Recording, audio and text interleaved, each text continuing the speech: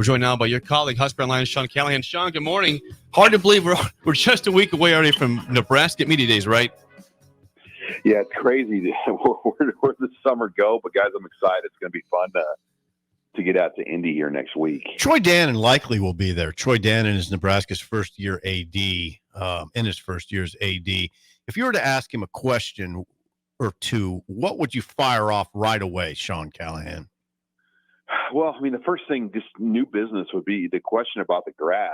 Right. Because that obviously, I mean, we knew it was on the radar from just previous conversations we've had with him and Matt Rule, but that was a pretty firm date he shared with Mitch Sherman, that 2026. I mean, just kind of get some more clarification on that, because that's a big deal. I mean, Nebraska has had turf, since 69 or 70 in the stadium, and making that switch would be a significant one here. So that'd probably be, I think, one of the bigger headlines you'd get, along with some of the future NIL and Rebs shared things that we, have learned about here in the last few months in college athletics.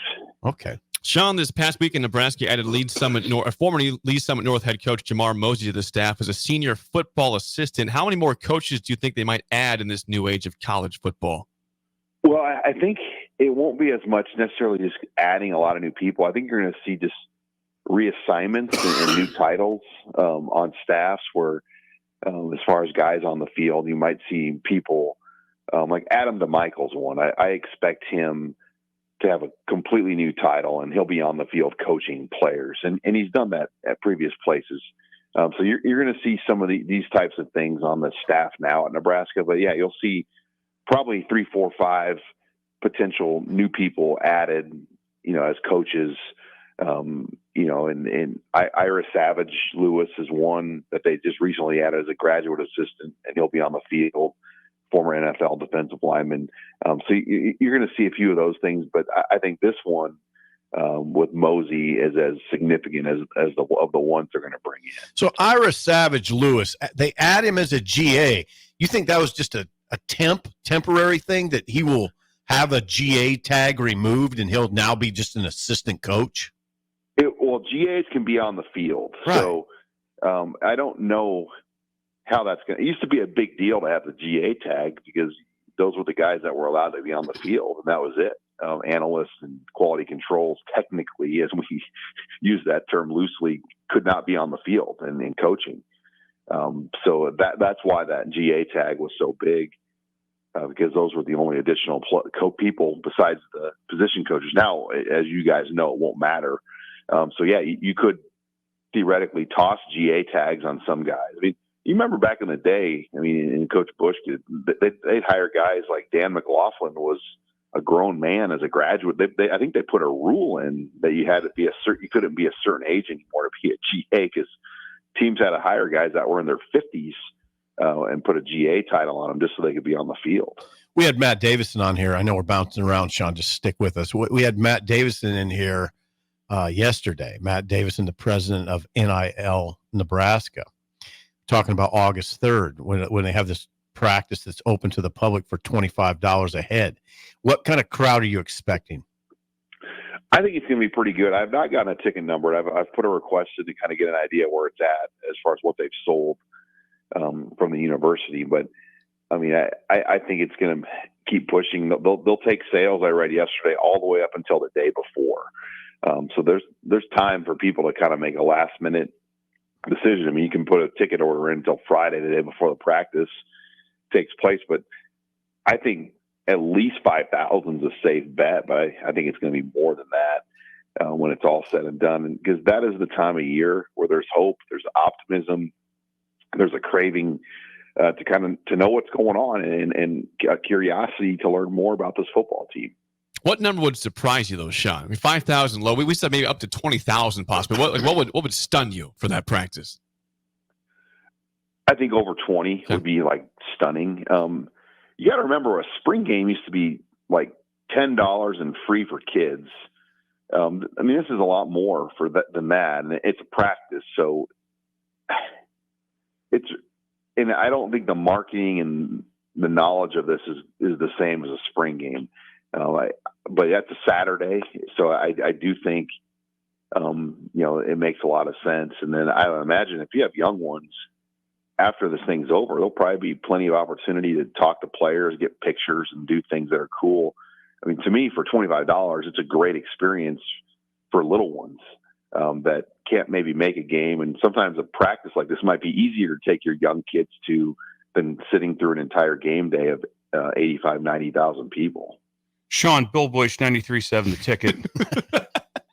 Question I wanted to ask what your number was. When we had Matt on yesterday, I figured that 5,000 really doesn't draw much attention nationally. 10 is interesting. If you ever get to 20, then you're going to be a lead story. And during their very downtime, there'll be drone pictures of practice. They'll have, but it could be a huge help in recruiting because of seeing the fandom that they get that many people come. What do you think it would take? Because the guy said, I think your number's pretty accurate, that 5 to 10, but I don't know if that stirs it up nationally. What do you think it would take to get that to really get attention for future recruits? Yeah, I think you're on par. 20,000. I mean, that would be outstanding. And I'm trying to think. That's a Saturday, but could you get recruits there? Is that the dead period? Can you have unofficials on campus in August? The calendar changes a lot over the years. It does change. I'm not sure. I just know if I'm a potential student athlete, and I'm looking at that, and they're like, they just got to look at this picture of this practice. Yeah, this is unreal. There's 25,000 people there, yeah. And it's like I think Sean hit on something really good. Is that there'll probably be opportunities, almost like a fan day, but a better one because you get to watch them practice. I would bet there's probably some interaction afterwards. You're going to be able to see things a lot better. Myself, Sean, I think it's better than a spring game. That's myself. Nope. That's me. No question. And they're not, I mean, it's a practice. They're going to rerun and stuff, get ready for a game for the start of the season. I mean, yeah, it's a great idea. And I think this is just the tip of the iceberg of things that they're going to be able to do with this 1890 relationship to raise money, not just for football, basketball, other sports, volleyball, where, you could put a price tag. Like Nebraska, you can't even get to a Nebraska volleyball game. It's a hard ticket to get. If you did something like this for volleyball, you'd probably sell it out pretty quickly too. Sean, regarding recruiting, Nebraska adds number 16 commit for 2025 and defensive back Bryson Weber from Texas. Who else was after him? Who they beat out for Bryson Weber? TCU, Baylor, he Utah, Utah. Sean. He took 5 official visits, guys. I mean, he had a full plate, and Nebraska got him on his final visit. He took his last trip to Lincoln, so they did a really good job recruiting this kid. 6'3", lengthy corner. I know we have him as a high 3-star. I think one of the services has him as a 4-star. So yeah, he's the perfect kind of corner you want in terms of the length and the body size that they're looking for at that position. Kind of fits that Bly Hill mold. And we've seen them, at least Tony White's defense, go to these bigger corners and defensive backs here, just with some of the guys they're bringing in, like Sierra Wright's a bigger guy now. And so Tommy Hill's a big guy. So I think he fits that style player. Yeah, I love it.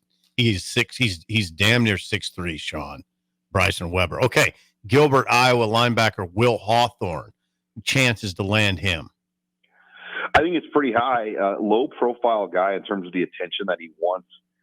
This is a battle between Iowa State and Nebraska. Gilbert, Iowa is next to Ames. You're probably asking why is Iowa not on him? Iowa had 2 linebacker spots, and they filled up immediately. So the Hawkeyes aren't in the picture on this one. This is a kid that was in the finals of the 100-meter dash in the state of Iowa. So really big, athletic kid, well over 200 pounds that can run, I believe in a 10.9, even 10.8 type range, in the 100. He came to camp, and they worked him out live, and they just love this guy. And that's when the offer came from Nebraska. They had always liked him before camp, but when he showed up, that really verified the kind of prospect they thought he is, just with his speed and athletic ability. Sean, always good stuff. Thanks for the time. We'll see you next week in Indianapolis. Okay, guys. Thank you very much. Yeah, we'll do it. Sean Callahan there.